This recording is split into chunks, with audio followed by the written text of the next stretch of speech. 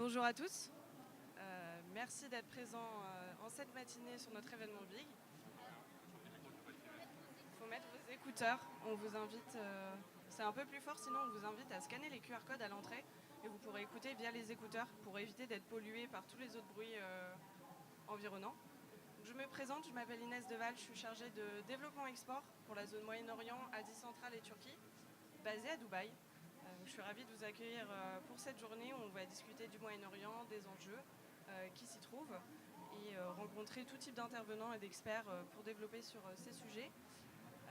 On va commencer par un premier atelier assez généraliste où Victor Lequelier, notre responsable chargé d'études à BPI, va vous expliquer un peu les enjeux et faire un zoom économique sur certains pays de la zone et nous faire un peu d'un tour d'horizon économique de cette zone du Golfe. Ensuite, nous aurons Faiza Ashkar, notre responsable export basé à Paris pour le Moyen-Orient et Afrique, qui développera un peu les missions de BPI France qui sont développées sur cette zone.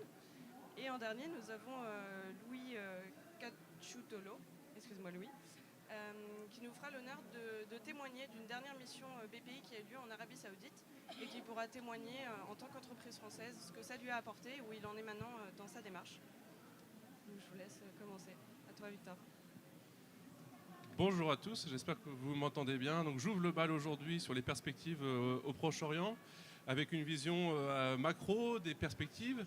Alors là, vous avez tout d'abord une carte en fait, sur les prévisions de croissance du FMI à horizon 2028. C'est en moyenne. Ce qu'on peut voir, c'est que plus vous êtes bleu, plus votre niveau de croissance du PIB est élevé. Et on voit qu'il y a certains pays qui se démarquent, c'est notamment l'Égypte, qui a une croissance assez dynamique depuis maintenant près de 10 ans, là où les pays notamment du Golfe ou même la Turquie ont une croissance autour de 3% par an selon les prévisions du FMI. C'est plus ou moins dans la moyenne mondiale au sein des pays émergents, même s'il y a des pays notamment en Asie qui ont un niveau de croissance un peu plus élevé. Donc, pour bien comprendre quels sont les déterminants de la croissance, ce que je vous propose ici, c'est de décomposer les pays qui sont des exportateurs nets d'hydrocarbures de ceux qui sont des pays importateurs nets d'hydrocarbures.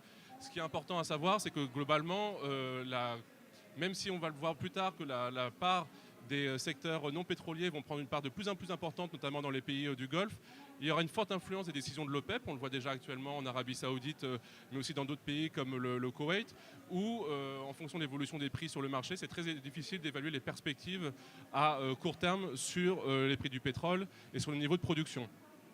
En tout cas, ce qu'on sait déjà, c'est que les PIB hydrocarbures dans ces pays-là, ils vont avoir tendance à pas mal augmenter pour plusieurs raisons. C'est que les pays, certes, sont en train de faire des plans de diversification de leur activité, mais continuent d'investir massivement dans leur infrastructure pétrolière, avec des plans d'investissement massifs, que ce soit à Abu Dhabi. Je crois qu'il y a 150 milliards de dollars de prévus d'investissement pour multiplier par près de 66% les capacités de production gazière. C'est aussi le cas au Koweït avec le Al-Zour. Et il y a pas mal de nouveaux chantiers qui sont mis en place et qui vont permettre en fait, de débloquer des capacités de production importantes, et c'est surtout le cas aussi en Irak. Sur les pays, sur les aspects hors hydrocarbures, là la croissance va être de plus en plus dynamique. À ce stade, la croissance hors hydrocarbures dans les pays du Golfe, elle est surtout portée par le secteur du commerce, les activités de retail notamment. Là, on va voir qu'il va y avoir de plus en plus de nouveaux secteurs, et ça va être l'occasion, je pense, d'en parler tout à l'heure, sur le tourisme, la santé, les transports et beaucoup de projets d'infrastructures qui vont être essentiellement financés par les fonds souverains qui ont des larges capacités de financement. Dans les pays qui sont plutôt importateurs nets d'hydrocarbures, les déterminants, ce n'est pas forcément les mêmes. C'est des pays qui ont généralement des niveaux de croissance qui sont un petit peu plus élevés parce qu'ils sont moins dépendants des perspectives sur le marché pétrolier. En revanche, c'est des pays qui vont faire face à de nombreux aléas et qui auront moins 6 défis à relever. Et là, c'est ce que vous propose ici le petit tableau, de voir selon les pays, ceux qui auront des défis qui seront liés à la gestion d'une inflation élevée, ceux qui font face à un niveau de risque social élevé, ce qui est souvent en lien avec l'inflation, mais souvent aussi des considérations plus structurelles sur les capacités à financer la croissance avec des capacités de finances publiques qui sont beaucoup plus réduites et des aspects qui sont plus liés aux aspects sécuritaires. Malheureusement, vous avez encore vu qu'il y a eu un attentat en Turquie récemment et ça peut jouer sur le climat des affaires. Et voilà, c'est des éléments à avoir en tête et qui vont être des déterminants forts de la croissance de ces pays. Donc maintenant, je vous ai parlé des plans de diversification de l'activité. Le plus emblématique à ce stade, c'est celui qui a lieu en Arabie Saoudite, où il y a le projet Vision 2030 qui a été lancé en 2016 et qui compte investir près de 40 milliards par an d'ici 2030. Souvent, ce que les gens connaissent plus, c'est les développements des nouvelles villes un peu futuristes. Vous avez sûrement en tête. Après, ce n'est pas forcément que sur infrastructure et développement de nouvelles villes que porte le projet de diversification de l'activité. Il y a aussi pas mal de secteurs qu'on peut retrouver là à droite qui font vraiment office de priorité absolue par les autorités saoudiennes parce qu'il y a vraiment cette volonté de rompre avec l'État-providence qui se base sur l'exploitation de la rente pétrolière et en fait développer un secteur privé ou en tout cas d'autres secteurs qui vont permettre de tirer bénéfice de cette population grandissante et de renforcer son attractivité vis-à-vis des investisseurs étrangers et pas forcément de dépendre que de la manne pétrolière. Donc il y a des sujets, c'est dans la tech, c'est dans le tourisme et en fait pour atteindre ces objectifs-là, au-delà des aspects financiers, les autorités saoudiennes elles sont conscientes qu'elles vont avoir besoin de relais de croissance externe et de financement externe. Donc il y a tout un tas de projets qui sont mis en place, notamment en termes de climat des affaires. Il y a une nouvelle loi sur l'investissement qui a été passée en 2021. Il y a l'ouverture du capital d'Aramco qui permet de générer notamment des recettes qui sont après réinvesties dans ce processus de diversification. Donc là, vous avez pas mal de chiffres clés qui permettent d'avoir une vision en fait, des objectifs que se fixe l'Arabie Saoudite, des objectifs qui sont très ambitieux. Et en fait, ce n'est pas forcément qu'un effet d'annonce, parce que des annonces de diversification de l'activité, des plans de ce type, il y en a depuis environ 20 ou 30 ans parmi les pays du Proche-Orient. On peut déjà voir ici, là vous avez la répartition, en fait, la ventilation du PIB saoudien par secteur d'activité. Bon, on ne va pas forcément les intituler, mais ce qui est important, c'est de voir que cette partie-là en bleu, c'est le secteur extractif, donc essentiellement le secteur pétrolier, hors pétrochimie. C'est qu'en 2013, il représentait près de 44% du PIB, ce qui est vraiment énorme, même par rapport à d'autres pays de la région. Il n'y a quasiment que le Koweït où c'est quasiment équivalent. On voit que ce secteur-là, ça part dans le PIB total. En 2021, il est passé à 26%. Et ça, c'est au profit d'autres secteurs, notamment le secteur manufacturier, mais aussi les activités de commerce, les activités de transport, qui prennent une part de plus importante et ce qui permet en fait de se dire que l'Arabie Saoudite semble vraiment engagée dans cette voie de diversification de l'activité et que ce n'est pas juste des effets d'annonce. Il y a pas mal d'enjeux et c'est essentiellement financé par le fonds souverain et le fonds de développement, mais il y a vraiment cette thématique, c'est que cette diversification, elle ne sera réussie qu'à deux conditions, s'il y a une pleine exploitation de la rente pétrolière d'une part, et si on arrive à attirer des capitaux étrangers en Arabie Saoudite. Donc là, ce qu'on peut voir, c'est que c'est une région qui est très dynamique, et ce qu'on peut se poser, c'est quelle est la position de la France par rapport à cette région. Ici, ce que je vous propose, c'est d'avoir les principaux chiffres clés qui sont liés aux exportations, aux exportateurs français au Proche-Orient. Alors il y a trois chiffres clés à retenir. C'est 4,7%, c'est que la région du Proche-Orient, elle représente 4,7% des exportations françaises en moyenne ces dernières années. L'autre chiffre important, c'est que la France est le 11e partenaire des pays des Proche-Orient à l'import. Parmi les principaux pays partenaires du Proche-Orient, on retrouve les États-Unis, la Chine, mais aussi l'Allemagne et la France. Malheureusement, ne dispose que de part marché de 2,3% dans la région. Et cette part de marché, c'est ce qu'on peut voir ici, c'est qu'elle est relativement inférieure à la part de marché moyenne des exportateurs français dans le monde et qu'elle a eu tendance à se réduire. Il y a des potentiels qui sont particulièrement importants. C'est notamment dans le secteur de l'aéronautique. On voit que ça représente 16,1% des exportations totales de la France vers les pays du Proche-Orient et qu'on a une part de marché dans ce type de biens qui est relativement élevée, qui est de l'ordre de 10%. Donc il y a pas mal d'enjeux pour la France en termes de positionnement pour essayer justement d'être beaucoup plus captif sur les parts de marché et essayer de s'appuyer sur une base d'exportation de produits assez diversifiée pour essayer d'investir ce marché qui s'ouvre de plus en plus.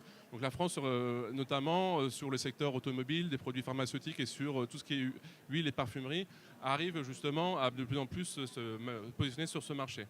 Donc une fois qu'on a cette vision-là, ce qui serait intéressant de se poser aussi, c'est de voir comment en fait se comportent les entreprises françaises qui sont implantées au Proche-Orient. Parce qu'il y a certes cette capacité à exporter, mais aussi cette capacité à se mettre sur le marché local pour essayer peut-être de réexporter ou en tout cas de se positionner sur des marchés qui sont assez dynamiques.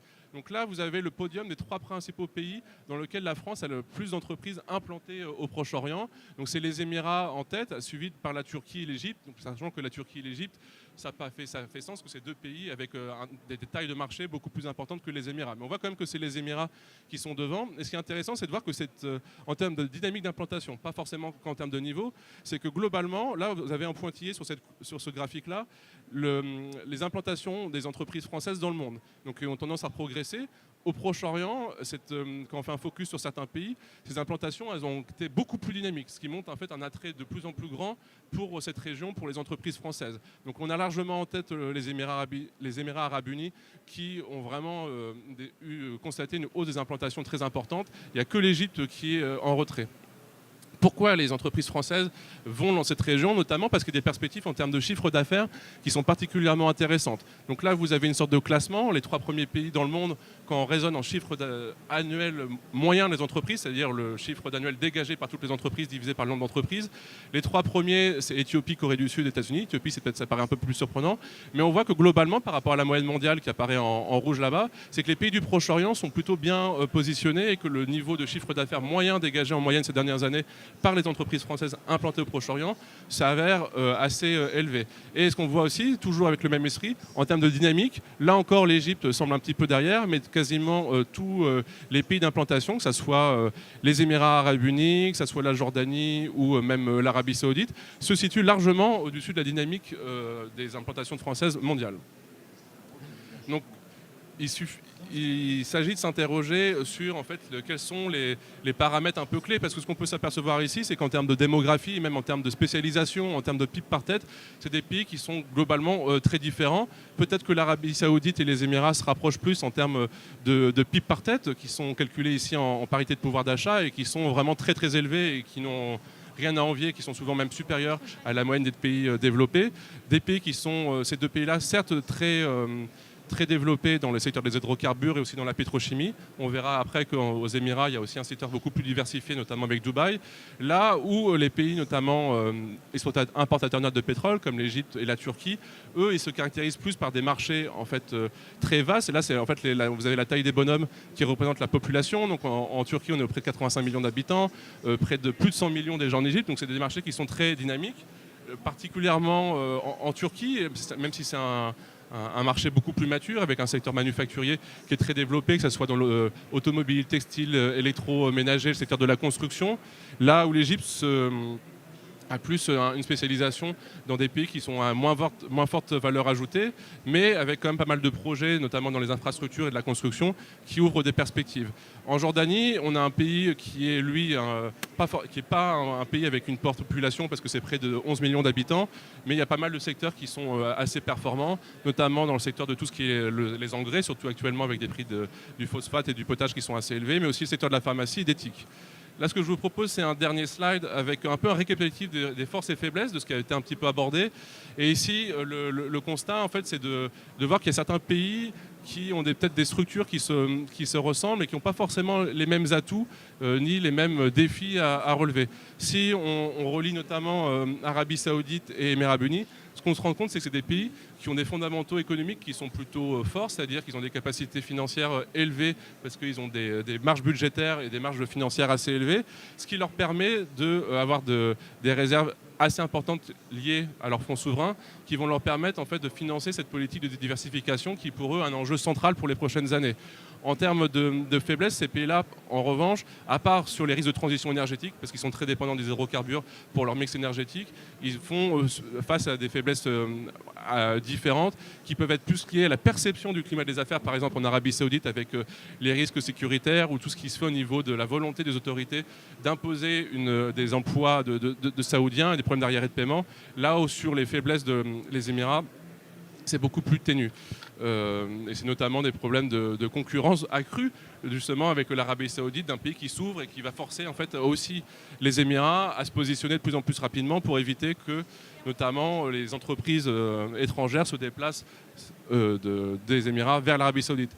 Les forces et les faiblesses en Jordanie et en Égypte, elles sont un petit peu similaires. C'est des pays qui présentent en fait des fragilités structurelles liées à une inflation élevée, liées à un niveau d'endettement public qui s'avère problématique, notamment actuellement avec des taux d'intérêt qui sont particulièrement élevés et qui peuvent avoir affaire à un risque social élevé. Mais en revanche, ils ont des potentiels assez différents. En Égypte, ces dernières années, c'était notamment l'exploitation de tout ce qui était secteur gazier et ces deux pays, ils peuvent en tout cas compter sur le soutien financier des pays du Golfe pour trouver des sources de financement.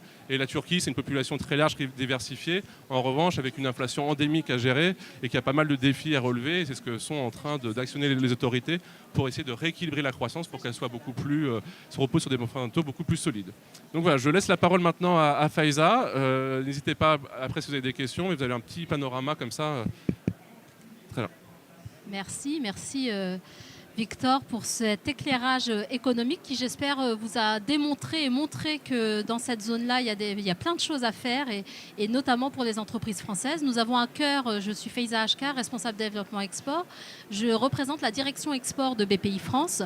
Nous avons à cœur d'accompagner les entreprises françaises sur l'international, que ce soit en termes de prospection commerciale, mais aussi de financement export, puisque nous restons une banque et donc on a effectivement cet objectif de pouvoir vous appuyer, vous aider, vous accompagner sur les zones à forte opportunité. Et cette zone dont je m'occupe, dont j'ai la chance de m'occuper avec l'Afrique du Nord, est une zone effectivement très dynamique, d'où cette volonté de vous faire cette introduction sur des pays clés. Évidemment, on aurait pu passer 3 heures à vous présenter tous les pays, mais vous aurez tout le reste de la journée pour avoir des focus sectoriels et focus pays tout au long de la journée sur ce campus. Donc, dans l'accompagnement, nous, ce qu'on permet, c'est d'accompagner des entreprises en mission. Donc, on vous accompagne pour vous trouver avec nos partenaires, les Business France, les bureaux Business France, avec les chambres françaises à l'étranger, avec tout partenaire qu'on estime pertinent, de vous trouver des opportunités d'affaires, qu'elles soient sectorielles ou multisectorielles.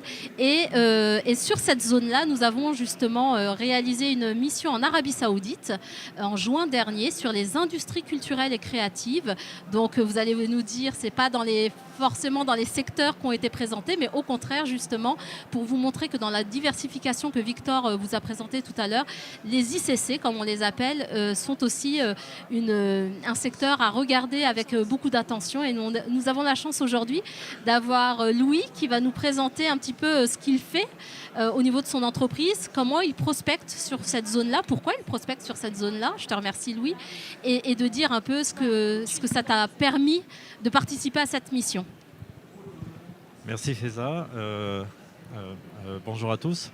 Donc, je m'appelle Louis Cacciotolo et je suis le fondateur et CEO d'une entreprise qui est dédiée à la production d'événements et de spectacles vivants et de divertissement dans le métavers. Nous avons aussi notre propre plateforme métavers et nous sommes une plateforme française et nous avons aussi la chance d'être lauréat du plan French Tech 2030 de la première promotion qui a eu lieu en juin dernier. Donc nous avons suivi cette mission en Arabie Saoudite parce qu'il y a des projets pharaoniques, je pourrais dire, dans cette région du monde, de développement d'infrastructures, de développement de projets immobiliers immenses, dans le but, en fait, aussi avec une volonté affirmée du gouvernement saoudien de pouvoir étendre le soft power d'une région qui, pour l'instant, n'inspire pas forcément confiance et qui n'a pas forcément la meilleure image de pouvoir d'attractivité culturelle ou touristique par rapport aux autres pays du monde. Donc dans cette ambition-là, nous sommes joints à cette mission qui avait été cornaquée par Faiza, entre autres. Et donc, je vais vous décrire un petit peu à quoi ressemblent ces missions parce que c'est très intéressant le déroulé de ces missions. C'est très intéressant aussi non seulement comment ça se passe, mais le type de personnes qu'on y rencontre et le type d'opportunités que j'ai pu y voir. Donc d'abord c'était extrêmement bien organisé, je tiens à le préciser, avec un calendrier très précis, avec 2 villes principales qu'on a visitées, qui étaient d'abord Riyad et ensuite Alula, où on a rencontré de manière vraiment très claire beaucoup d'intervenants, des acteurs industriels, des acteurs d'entreprises, de grosses entreprises et de gros projets saoudiens, en particulier dans le développement immobilier ou culturel. Les développements immobiliers, sachant que sont très vastes, sont des projets qui qui sont à la taille de villes de moyenne ou de grande taille en France et qui incluent donc la construction de bureaux, de commerces, de centres commerciaux, de parcs et bien sûr de divertissement et de lieux de loisirs. Et c'est pour ça qu'on était là d'ailleurs en tant que groupe.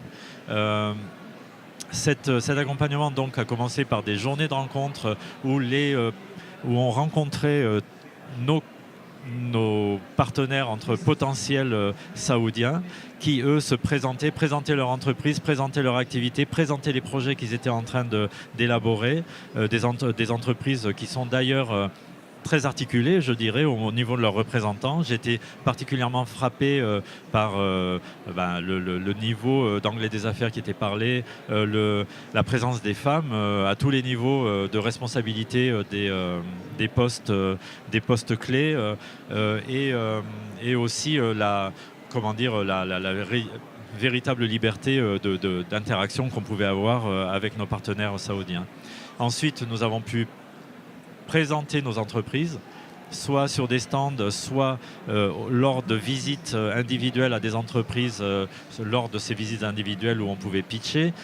Donc il y a eu vraiment tout un accompagnement et aussi rencontrer nos partenaires et aussi se rencontrer entre nous, parce que je pense qu'au-delà de rencontrer des entrepreneurs saoudiens, des entrepreneurs du Moyen-Orient, on a aussi pu tisser des liens avec la communauté d'entrepreneurs français qui participaient des mêmes secteurs d'activité et qui potentiellement peuvent devenir des partenaires en France également. Donc ça, je pense que c'est aussi très important de le souligner, parce que c'est un véritable vivier, oui, d'opportunités, tout à fait. Donc voilà, j'ai été particulièrement frappé déjà par l'accueil de nos amis saoudiens, par la prise en charge de la BPI, de Business France, des acteurs qui nous accueillaient sur place. La qualité des entretiens qu'on a pu avoir sur place, la manière dont la préparation s'est faite, parce qu'en amont de ce voyage, on a été très très bien briefé dans des séances à Paris des séances de préparation à ce voyage, en sachant qui on allait rencontrer, quelles étaient les 12 indentes de nos interactions futures avec ces partenaires. Pour moi, c'était un véritable sans faute, je dirais. J'incite toutes les personnes qui sont là à rejoindre les missions futures au Moyen-Orient. Merci Louis. Donc comme on vous le disait, très important, l'approche interculturelle, la préparation, quand vous partez effectivement sur des zones où il y a pas mal de préjugés, il faut le dire, en France, quand on parle d'Arabie Saoudite, d'Émirats Arabes Unis. Donc c'est des pays effectivement où ça a parfois des connotations un peu péjoratives en France. Donc il faut effectivement aller sur place. Et donc très prochainement, nous aurons le plaisir d'être sur la COP28, donc à Dubaï, qui, pareil, fait beaucoup parler d'elle en France, dans les médias, malheureusement.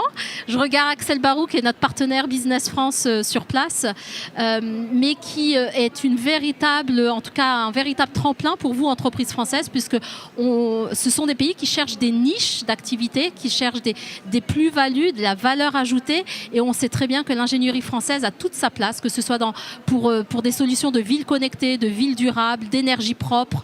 Ce sont vraiment des solutions françaises qui vont être très écoutées et très attendues. Donc la belle mission en perspective la première semaine de décembre. Et l'année prochaine, en 2024, nous avons à cœur de pouvoir nous développer sur des zones comme la Jordanie et l'Égypte dans le domaine de la santé, parce qu'on sait très bien qu'en France, on a plein de pépites françaises dans ces secteurs-là et qu'elles ont tout à gagner à aller voir ce qui se passe sur cette zone. Et nous aurons aussi une belle mission construction en Turquie. Donc voilà, je ne vais pas prendre plus de temps que ça. L'intérêt de cet atelier, c'est aussi d'échanger avec vous, d'entendre un peu vos questionnements, vos expériences aussi, si vous avez peut-être quelque chose à partager avec l'auditoire. Nous, on serait ravis en tout cas de vous entendre et on est à votre disposition pour toute question. Merci en tout cas de nous avoir écoutés. Oui. Bonjour. J'avais une question pour vous, monsieur. Est-ce que, selon vous, vous direz que depuis que vous êtes parti en Arabie Saoudite, votre entreprise a connu une grosse évolution qui serait peut-être plus importante que si vous seriez resté en France ? Alors c'est une excellente question et j'allais absolument rebondir sur ce point que j'ai oublié de mentionner quand j'ai fait ma petite présentation. La mission s'est passée, je crois, en fin juin dernier, donc c'est une mission très récente. Entre-temps, il y a eu les fêtes, des fêtes en Arabie Saoudite et des vacances. Nous aussi, comme tout le monde le sait, en août en France, c'est toujours un peu une période un peu morte, on dira. Et ce qui m'a frappé, en fait, c'est le retour qu'on a eu. En particulier, on ne peut pas dire que pour l'instant, il y ait un impact très visible immédiatement, mais on sait qu'on a eu des contacts qui sont dus sans doute à la culture locale, des contacts qui s'effectuent plutôt sur le long terme, avec des interactions, avec beaucoup, dans ces corporations qu'on a rencontrées, beaucoup de niveaux et de décisions. Donc les décisions ne sont pas prises par une personne, elles sont prises à plusieurs paliers. Ça prend pas mal de temps pour naviguer les méandres de ces prises de décision. Il y a aussi le fait qu'en tant qu'entreprise française, les Saoudiens, parce que je parle des Saoudiens parce que j'étais en Arabie Saoudite, privilégient les entreprises qui ont une volonté très forte, soit de s'implanter sur place, soit de collaborer avec des équipes locales, etc. Donc c'est tout quand même, à mon niveau, ça a été toute une réflexion sur comment faciliter ce développement avec nos amis saoudiens en investissant en fait, soit en ressources humaines, soit en collaborant avec des acteurs qui sont déjà sur place et qui peuvent donc vous aider à entrer sur ce marché parce qu'ils ont déjà une présence locale, ou bien aussi par rapport au fait qu'il y a des méthodes et des processus de procurement. Il faut s'enregistrer en tant que fournisseur privilégié avec beaucoup de renseignements à fournir pour pouvoir être éligible en fait à devenir leur partenaire. Donc tout ça prend du temps. Donc forcément, on n'a pas de résultats immédiats, mais ce que je peux vous dire, c'est qu'en attendant, on a reçu beaucoup de signes d'intérêt de ces partenaires potentiels, que je suis en train de réfléchir à la manière la plus facile d'entrer ce marché, de pénétrer ce marché avec soit des partenaires locaux, soit nous-mêmes délocaliser une ou deux personnes sur place pour pouvoir faciliter ces échanges et accélérer les échanges. Mais très clairement, il y a un potentiel, il y a un énorme potentiel. Oui, bonjour. Moi, je suis directeur général d'une société qui fabrique du matériel électrique. On exporte déjà beaucoup au Moyen-Orient. Je crois qu'on doit avoir 60-70% de notre activité qui est tournée vers le Moyen-Orient. Et exceptionnellement, donc on travaille avec les UAE, avec l'Arabie Saoudite aussi beaucoup. Mais exceptionnellement, on a pris une commande d'un client qu'on a adressé plutôt à partir des UAE, mais qui nous a passé commande à partir d'Irak, avec des besoins de financement, enfin disons de garantie bancaire et de l'aide de crédit.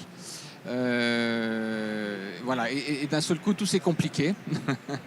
C'est-à-dire qu'on a dû contacter différentes banques, donc BPI est une banque, et je vous avoue qu'on a passé 2-3 jours, c'est tout frais, tout récent, à essayer de chercher des banques qui acceptaient de nous fournir ces services financiers que sont les garanties bancaires et les crédits documentaires, et jusqu'à aujourd'hui, on n'a pas trouvé.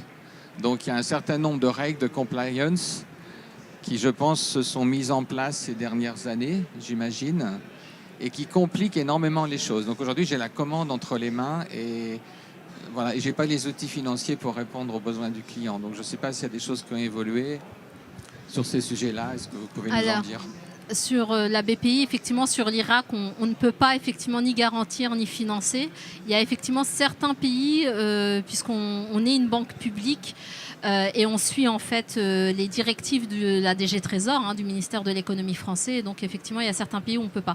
Mais on prendra vos coordonnées, on essaiera de vous trouver des partenaires privés avec qui on travaille, qui pourront vous assurer, en tout cas vous suivre sur cette aventure-là. Parce que la Libye, l'Irak, enfin voilà, il y a pas mal de pays malheureusement qu'on ne peut pas suivre, mais qui sont très intéressants en termes d'opportunités business. Et ce serait dommage de s'arrêter là, effectivement. Mais on prendra vos coordonnées avec plaisir. Bonjour, je représente la société Enodis. Donc, on est équipementier dans le domaine de la cuisine, on est fabricant. Nous, on aurait aimé participer à la fameuse mission, donc et je pense qu'on était typiquement en phase, puisqu'on parle d'immobilier, on parle de tourisme. Donc on a été un peu frustrés de ne pas pouvoir participer. Et à ce jour, je n'ai toujours pas compris, mais bon, je tenais à le dire. On se voit de vive voix, j'ai vu votre mail, mais ensuite, vous parlez de l'Égypte. À ce jour, l'Égypte, la Banque centrale contrôle toutes les importations. J'ai fait une mission, je travaille beaucoup avec Business France, je rentre d'une mission Émirats la semaine dernière. L'Égypte, aujourd'hui, j'ai fait une mission, mais la Banque centrale égyptienne bloque et elle a une liste précise. Donc, aujourd'hui, et tous les partenaires avec qui je discute n'ont aucune perspective. Ils ne savent pas quand on va revenir à une situation normale. Donc, puis je suis un peu étonné parce que dans la partie faiblesse, c'est nullement indiqué, mais c'est le premier frein à faire du développement, parce qu'ils sont intéressés par nos produits, mais ils ne peuvent pas importer. Parce que nos produits, ou d'autres, ne font pas partie de cette liste établie par le gouvernement égyptien et la Banque centrale. Ensuite, pour développer nos activités, aujourd'hui, les bureaux d'ingénierie sont plutôt anglo-saxons dans la région. Et, voilà. Et pour pouvoir développer nos activités, il y a un vrai travail de prescription. Et malheureusement, nos bureaux d'études français sont quasiment pas présents. Et tous les acteurs de l'hôtellerie, de la restauration, du tourisme travaillent avec des gros acteurs anglo-saxons, londoniens ou américains, qui ont leurs habitudes. Et quand on arrive avec nos produits, ben, en fait, ils ne nous connaissent même pas. Et on a du mal même à entrer en contact avec... Donc il y a un vrai travail de fond, de prescription à faire pour toute la région, pour que les PME puissent au moins être capables de répondre à des appels d'offres, à des tenders. Sauf qu'aujourd'hui, c'est quasiment mission impossible. Je rentre d'une semaine de Dubaï, j'ai vu tous les acteurs hôteliers, Wassel, tous ces gens-là, qui sont intéressés, mais on n'arrive pas à toucher ces bureaux d'études. Ça, c'est un vrai sujet pour faire un vrai travail de prescription pour l'ensemble des PME, peu importe le domaine d'activité, parce que ces pays-là ne travaillent qu'à travers des tenders. Donc, et si on n'est pas connu, je ne vois pas comment on peut au moins tenter notre chance et au moins rentrer dans le jeu. Et aujourd'hui, c'est très très compliqué. Alors, vous avez raison. Alors, c'est vrai que c'est pas dit explicitement, mais en fait, c'est un pays qui, depuis maintenant un peu plus d'1 an, fait face à une pénurie de devises. Et en fait, cette pénurie de devises, elle s'explique par des fondamentaux macroéconomiques qui sont assez fragiles et en fait qui forcent la Banque centrale à contrôler notamment les sorties de devises en mettant en fait des dispositifs qui freinent à l'import. Et en fait, il y a une grosse problématique depuis maintenant un peu plus d'1 an en Égypte. En fait, il y a des pénuries de besoins parce qu'en fait, dans les ports sont coincées une bonne partie des marchandises. Ça, c'est lié à des fragilités qui sont en train d'être combattues en ce moment et qui sont liées à un plan de diversification, un plan de privatisation d'entreprises publiques. Ce plan de diversification, il devrait permettre de générer des recettes en devises qui devraient offrir plus de marge, notamment à la Banque centrale, pour piloter sa politique, pour avoir un régime de change un peu plus flexible. Donc en fait, ça, malheureusement, on n'a pas beaucoup de visibilité parce que c'est un process qui est long et qui prend du retard et que tant qu'en fait, qu'il n'y aura pas de résolution de ce problème de pénurie de devises, ça touche la Banque centrale, mais les banques non plus. Il y a vraiment un problème d'actifs nets qui sont négatifs en Égypte et qui est très problématique. On a malheureusement peu de visibilité. Ce qu'on sait, c'est que ce plan de diversification, ce plan de privatisation d'entreprises publiques, il est clé pour justement résoudre cette partie-là et qu'on espère que là, d'ici la fin de l'année et surtout à la fin du premier semestre 2024, on soit sur une sortie de crise, mais qui est aussi liée à d'autres paramètres qui sont liés à l'inflation.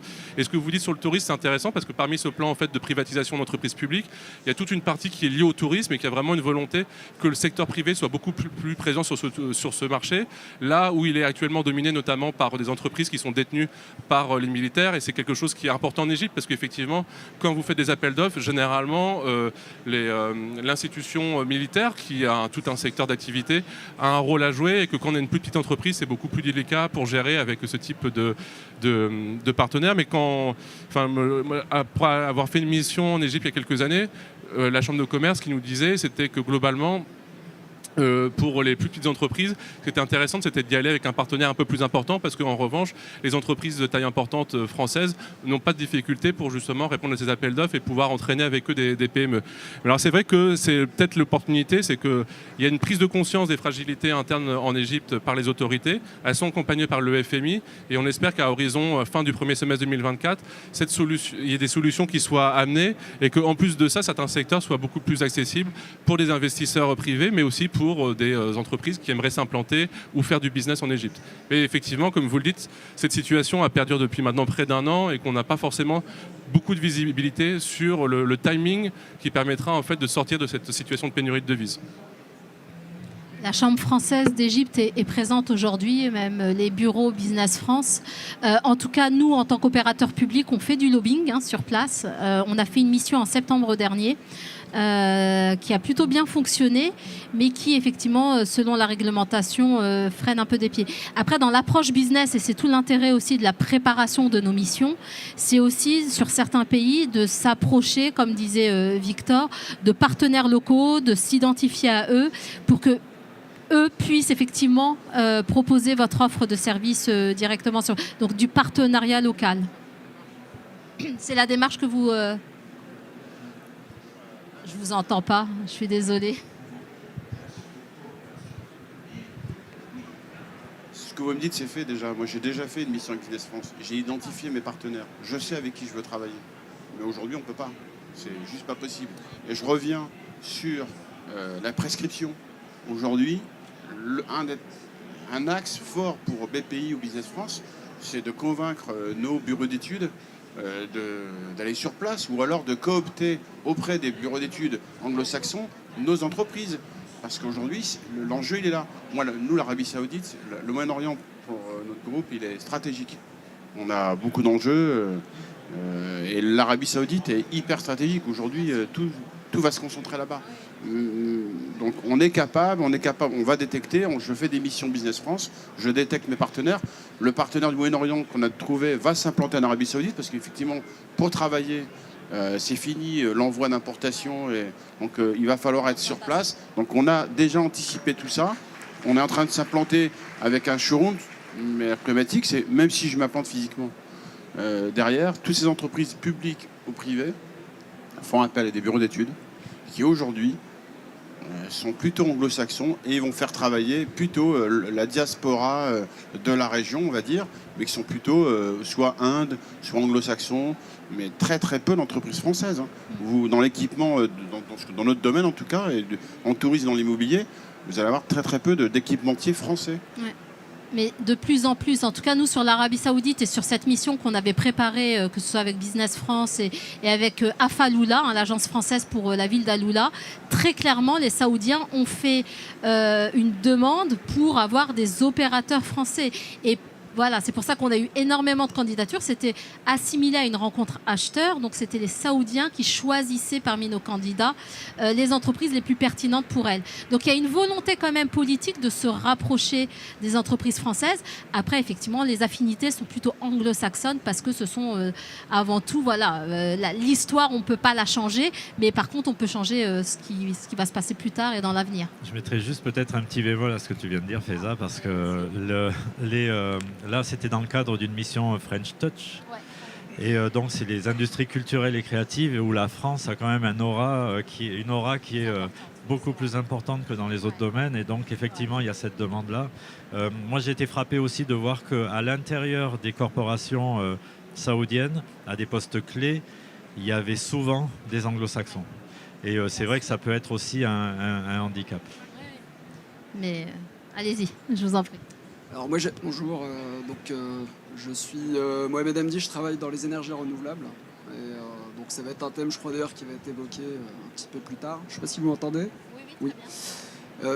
Alors j'avais une question moi sur l'organisation, mais je voulais juste réagir sur les propos de monsieur. Et en effet, pour avoir aussi travaillé sur cette région, c'est vrai que nous, souvent de France, on voit le Moyen-Orient d'un prisme, j'ai envie de dire maghrébin ou nord-africain, mais en fait, le Moyen-Orient est anglo-saxon, et le monde arabe en particulier, de manière générale, est plutôt anglo-saxon. Il y a la particularité de l'Afrique du Nord qui est francophone, mais on se parle de 3 pays, mais le Golfe est avant tout anglo-saxon dans sa manière d'appréhender le business, d'appréhender les interlocuteurs que vous allez avoir là-bas sont tous anglophones, et les Arabes de là-bas sont anglophones, les Indiens, une grosse présence en effet de la péninsule indienne là-bas. Moi j'ai travaillé par exemple dans le BTP, etc. C'est dominé à 80% par des interlocuteurs de la péninsule indienne. Donc il faut vraiment intégrer ça. Non seulement il y a un côté linguistique, mais dans la façon d'appréhender le business, c'est les États-Unis, c'est l'Angleterre. On n'est pas dans notre, dans notre mécanisme business un peu à la française, voire même à l'européenne. Cependant, je voulais apporter un bémol parce que moi, en ayant travaillé là-bas, j'ai vu aussi des entreprises de la vieille Europe faire du bon boulot. Je peux citer par exemple une compagnie, les Italiens par exemple, qui sont assez bons dans la région. Alors peut-être parce qu'ils n'ont pas justement ce prisme francophone que nous on a encore une fois, hein, parce que moi je suis d'origine algérienne et je sais qu'en France on voit le monde arabe parler à l'Afrique du Nord, mais encore une fois peut-être que c'est ce qui nous gêne à avancer dans la région là-bas. Et les Italiens n'ont peut-être pas ce prisme-là en fait, c'est-à-dire qu'ils y vont directement dans la région en acceptant en effet qu'un arabe là-bas peut parler l'anglais et qu'on peut travailler avec des Indiens. Donc je pense qu'il y a ça aussi. Donc ça c'était une petite réaction par rapport à ce qui vient d'être dit. Après par rapport à ça, j'avais une question moi plutôt pratico-pratique sur l'organisation de ces missions. C'est quoi concrètement? Vous allez intervenir, on va participer à des événements, c'est quoi? C'est des salons sur lesquels on vient se greffer, ou c'est uniquement des événements thématiques comme par exemple monsieur sur la partie artistique? Voilà, c'est peut-être c'est peut-être assez basique, mais voilà, si vous pouvez rappeler en pas de quelques souci, minutes, avec plaisir. En quoi ça...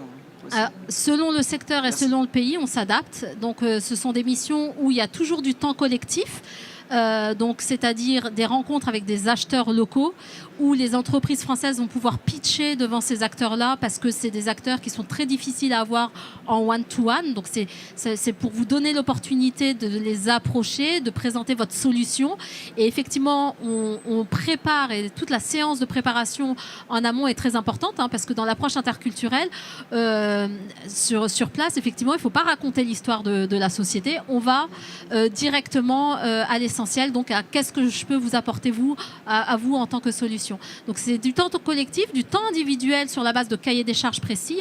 On vous fait remplir un cahier des charges et nos partenaires locaux, que ce soit Business France ou Chambre française, vont aller détecter, cibler, qualifier les rendez-vous adéquats qui vous correspondent. Et c'est vous qui vous déplacez dans les entreprises. Ça, on y tient. On ne fait pas de rendez-vous dans les hôtels. C'est vous qui vous déplacez dans les entreprises locales. D'une part, parce qu'on est demandeur du rendez-vous et d'autre part, parce que ça vous permet aussi d'apprendre énormément sur votre interlocuteur. Il sera plus à l'aise en plus, il pourra présenter les équipes, ses locaux, donc c'est beaucoup plus intéressant. Et après, il y a toute la dimension synergie entre les entreprises françaises. C'est ce qui compte aussi pour nous, c'est d'être une force vive, d'être vraiment Team France, de venir à plusieurs, parce qu'on s'est rendu compte que dans nos missions, on pouvait créer aussi des opportunités entre les entreprises françaises.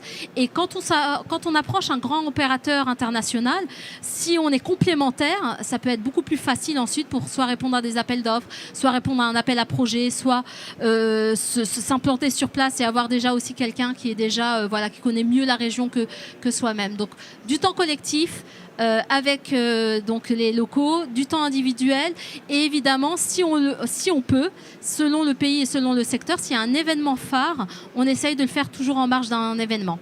Donc là, la COP28, évidemment, qui est un événement planétaire où il y aura des opportunités au-delà des Émiratis, des opportunités avec plein d'autres pays.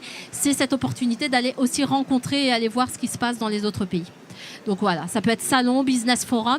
En Arabie Saoudite, notre partenaire Business France a créé un forum business pour nous en invitant tous les opérateurs saoudiens, publics, privés, et ce qui nous a permis effectivement d'avoir du temps de networking plus facilement parce que du coup tout le monde était rassemblé dans une seule salle. Merci. Il nous reste 2 minutes.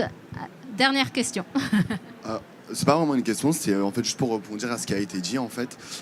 Moi personnellement, je suis pas chef d'entreprise, je suis plus porteur de projet dans l'industrie créative.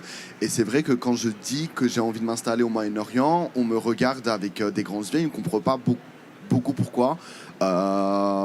J'ai envie de faire de la culture au Moyen-Orient. Moi personnellement, je suis originaire de là-bas. Je connais très très bien cette région. Et c'est vrai qu'en fait, dans l'histoire, comme vous avez dit, il y a une très grosse relation en fait entre les pays du Moyen-Orient et les pays anglo-saxons. Et ce que monsieur a dit, c'est très très vrai. Ça veut dire qu'au Moyen-Orient, c'est une culture anglo-saxonne, alors qu'au Maghreb, c'est plus français parce qu'il y a eu la colonisation, parce que voilà, il y a eu beaucoup de choses comme ça. Mais aussi, je pense que c'est également, il y a peut-être un petit défi que des entrepreneurs français peuvent rencontrer. Je ne sais pas si ça a été votre cas, monsieur. C'est vrai qu'en France, on a une vision du Moyen-Orient qui est assez erronée, malheureusement. Et c'est vrai que, du coup, eux, la manière dont ils la reçoivent peut également les heurter. Donc, est-ce que vous, personnellement, vous avez été confronté à des Saoudiens, par exemple, qui ont été heurtés par la vision que la France avait de leur pays ?